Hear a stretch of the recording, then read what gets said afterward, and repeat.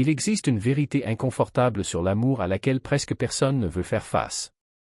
On nous a appris dès notre plus jeune âge qu'aimer est synonyme d'épargner aux autres la douleur, de les libérer des difficultés, de les protéger de la dureté de la vie. Quand quelqu'un qui nous est cher souffre, notre premier réflexe est de nous précipiter pour tout réparer, apaiser l'angoisse, éteindre le feu. Mais je dois vous dire quelque chose qui peut paraître étrange. Ce geste, aussi noble et bien intentionné soit-il, n'est pas le véritable amour. C'est autre chose. L'amour authentique, celui qui contribue véritablement à la croissance d'autrui, nécessite souvent de prendre du recul et de permettre à la personne de faire face à sa propre douleur. Et c'est l'une des leçons les plus difficiles à assimiler, car elle va à l'encontre de tout ce qu'on nous a appris sur le fait de prendre soin de quelqu'un. Je ne parle pas de cruauté ou d'indifférence. Il ne s'agit pas de voir quelqu'un d'autre souffrir ou de l'abandonner dans les moments difficiles. Ce que je propose ici est quelque chose de plus profond et de plus subtil, la différence entre aider et gêner, entre soutenir et gêner, entre la véritable compassion et cette fausse compassion qui ne fait qu'alimenter la dépendance. Imaginez un papillon qui lutte pour sortir de son cocon. Vous la regardez lutter, essayant de s'échapper de cette prison étroite, et votre cœur se serre.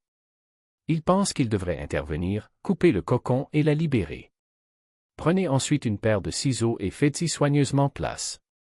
Le papillon s'en va, mais quelque chose ne va pas. Ses ailes sont fragiles, rétrécies. Elle est incapable de voler et meurt bientôt. Ce que vous ne saviez pas, c'est que cette lutte n'était pas un défaut, mais une partie essentielle du processus. L'effort pour briser le cocon force le liquide du corps du papillon vers les ailes, leur donnant la force nécessaire au vol. En essayant de lui épargner des souffrances, vous l'avez condamné. Cela arrive tout le temps dans les relations humaines. Les parents qui ne supportent pas de voir leurs enfants traverser des difficultés finissent par créer des adultes incapables de faire face aux moindres obstacles. Les amis qui se sauvent toujours des conséquences de leurs actes construisent des relations basées sur la dépendance et non sur une véritable connexion. Les couples qui se protègent de tout inconfort ne développent jamais la résilience que procure le fait d'affronter ensemble la réalité. Ceux qui vous aiment vraiment comprennent quelque chose de fondamental, la souffrance n'est pas l'ennemi. Il est souvent le maître. C'est le feu qui brûle les illusions, la pression qui transforme le charbon en diamant, la résistance qui renforce. Quand quelqu'un vous aime vraiment, se soucie de votre croissance et de votre évolution, il vous laisse parfois souffrir. Non pas à cause d'un manque de soins, mais précisément à cause de cela. Cela ne veut pas dire que ceux qui vous aiment ne vous aideront jamais. Bien sûr que oui, mais il y a une énorme différence entre aider et épargner. Aider, c'est fournir un soutien afin que les gens puissent faire ce dont ils ont besoin. Épargner, c'est faire pour elles. Aider à préserver la dignité et à renforcer les capacités. L'épargne crée une dépendance et une faiblesse. Regardons un exemple. Imaginez que quelqu'un que vous aimez est pris au piège d'une relation toxique. De temps en temps, cette personne vient vers vous en larmes, vous racontant à quel point elle a été maltraitée, manquée de respect, blessée. Vous la réconfortez, lui dites que tout ira bien, peut-être même lui offrez-lui de l'argent ou un abri. Et finalement, elle revient au même endroit. Le cycle se répète. Vous pouvez même avoir l'impression d'être aimant, présent et solidaire. Mais est-ce vraiment le cas? Ou laissez-vous réellement le modèle se poursuivre? Votre aide ne fait-elle pas qu'amortir les conséquences, en empêchant la personne de toucher le fond et de dire « ça suffit » ? Ceux qui aiment vraiment agiraient différemment. Je pourrais dire « je t'aime et je vois que tu souffres, mais je ne peux pas continuer comme ça. Je ne peux pas t'aider à retourner à quelque chose qui te détruit. Quand tu seras prêt à vraiment partir, quand tu seras prêt à faire le dur travail de construire une vie meilleure, je serai là.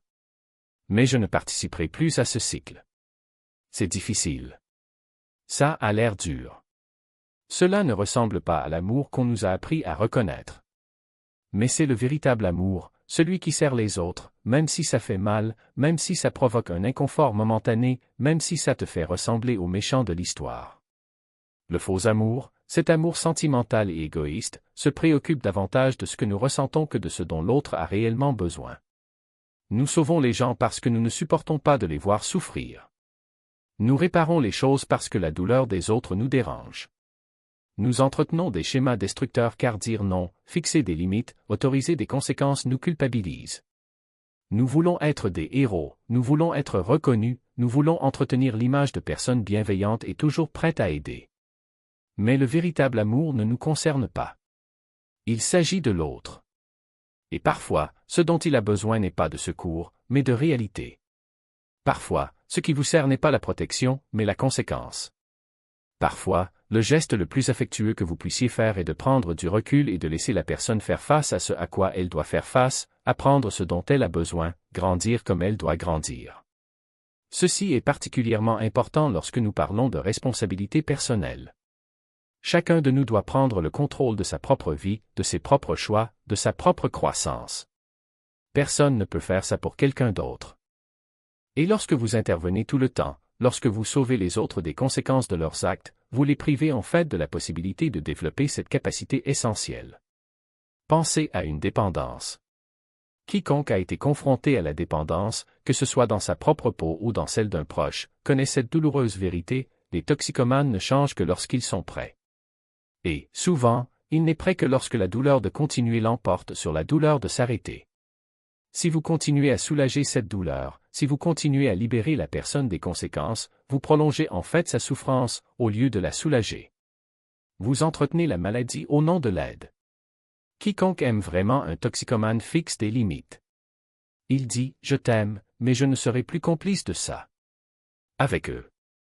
Parce qu'ils savent qu'au fond, ce dont vous avez le plus besoin n'est pas d'un sauveur, mais d'un miroir, quelqu'un qui reflète la vérité, même lorsque cela fait mal. Et cette vérité, aussi dure soit-elle, est le seul chemin vers la liberté. Il existe une différence subtile mais profonde entre protéger quelqu'un et l'enfermer dans une illusion de sécurité. Lorsque vous amortissez chaque chute, lorsque vous atténuez chaque conséquence, vous dites en fait, vous n'êtes pas assez fort pour y faire face seul. Et, au fil du temps, ce message prend racine.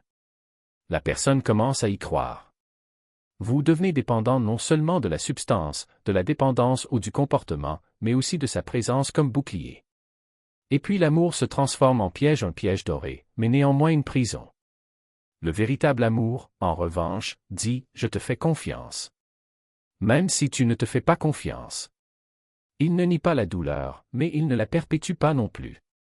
Il ne propose aucun raccourci, car il sait que les raccourcis sont des illusions. Ce qu'il fait, c'est se tenir à vos côtés, stable, pendant que vous parcourez le chemin difficile sans vous porter sur son dos, mais en éclairant le chemin avec la certitude que vous êtes capable d'atteindre la fin.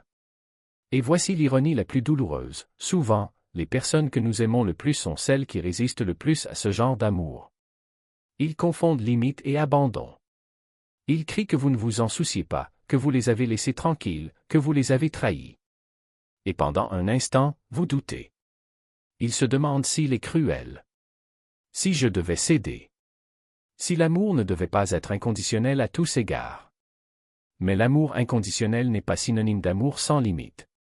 C'est exactement le contraire. C'est aimer suffisamment quelqu'un pour ne pas lui permettre de se perdre. C'est dire oui à la vie que l'on mérite, même si, dans le présent, on ne voit que le non qui se dit. Parce qu'au fond, non n'est pas pour vous. C'est pour la version de toi qui se noie. C'est pour le mensonge que tu te racontes depuis si longtemps. Et quand enfin tu te lèves, quand la douleur de continuer devient insupportable et que tu décides de changer, tu découvres quelque chose d'extraordinaire: celui qui est resté à tes côtés, ferme, n'est pas parti. Il n'a jamais cessé de croire en toi. Même dans les moments où tu ne croyais pas en toi. Même quand tu l'as accusé de ne pas s'en soucier. Il était là, tenant la lampe de poche, attendant que vous trouviez votre propre force. C'est le paradoxe de l'amour qui permet de souffrir: il fait plus mal au début, mais sauve à la fin. Tandis que l'amour qui protège à tout prix fait moins mal sur le moment, mais condamne l'éternité d'une vie à moitié vécue. Une vie où on ne découvre jamais de quoi on est capable. Une vie où on ne se connaît jamais vraiment. Alors, si vous êtes de l'autre côté, si vous aimez quelqu'un qui se perd, sachez ceci: la plus grande preuve d'amour n'est pas d'éviter la douleur, mais d'être présent quand elle arrive. Il ne s'agit pas de porter le poids, mais de marcher à ses côtés pendant que l'autre apprend à le porter. Il ne s'agit pas de sauver, mais de se rappeler que le salut a toujours été en lui. Et si c'est vous qui luttez, si vous vous sentez abandonné par ceux qui ont arrêté de vous secourir, sachez que ce n'est pas un manque d'amour. C'est l'amour le plus courageux qui soit. Celui qui ne vous abandonne pas, même lorsque vous vous abandonnez. Celui qui croit que vous êtes plus grand que votre souffrance. Parce qu'en fin de compte, la seule personne qui peut vraiment vous sauver, c'est vous-même. Et le véritable amour est celui qui, au lieu de vous empêcher de tomber, vous apprend à vous relever. Et si, en ce moment même, vous regardez ceux qui vous aiment et pensez, pourquoi ne peuvent-ils pas me sauver? La réponse est peut-être plus profonde que vous ne le pensez. Parce que l'amour qui ne vous sauve pas n'est pas un amour faible, c'est un amour qui voit au-delà de votre désespoir. Un amour qui sait que parfois la seule façon de vous donner des ailes est de vous laisser tomber le premier. Pas par cruauté, mais parce que vous pensez être capable de voler. Il ne vous abandonne pas. Il vous laisse à vous-même. Et ça fait mal, oui. Cela fait mal comme une blessure qui doit être nettoyée pour guérir correctement. Cela fait mal comme au premier pas après une chute, lorsque le corps tremble encore mais insiste pour se relever. Parce qu'ils savent que s'ils vous portent dans leurs bras pour toujours, vous n'apprendrez jamais à voler de vos propres ailes. Et un amour qui vous condamne à une dépendance éternelle n'est pas de l'amour, c'est une prison déguisée en affection. Il existe une différence subtile mais brutale entre celui qui vous rattrape lorsque vous tombez et celui qui vous empêche de tomber. Le premier vous sauve une fois. La seconde vous empêche d'apprendre à vous sauver. Et, en fin de compte, ce dont vous avez le plus besoin, ce n'est pas de quelqu'un qui vous épargne la douleur, mais de quelqu'un qui vous enseigne comment la transformer en force. Parce que la vie n'est pas faite de moments où nous sommes sauvés, elle est faite de moments où nous nous sauvons nous-mêmes. Et si vous souffrez en ce moment, si vous ressentez le poids de devoir vous lever seul, rappelez-vous, chaque fois que vous vous levez, vous vous prouvez que vous êtes plus fort que vous ne le pensiez. Chaque larme que vous avalez, chaque pas que vous faites malgré la peur, chaque choix difficile que vous faites, tout cela construit une version de vous qui ne se brise pas facilement. Et cette version? Cette version est le plus beau cadeau que le véritable amour puisse vous offrir. Parce qu'au fond, ce que nous souhaitons tous, c'est ne pas être épargnés par la douleur. C'est savoir que nous sommes capables d'y faire face. Et l'amour qui ne vous sauve pas est le seul qui vous donne cette certitude. Il ne vous dit pas « je vous soutiens », il vous dit « je te fais confiance ». Et il n'y a rien de plus puissant que ça.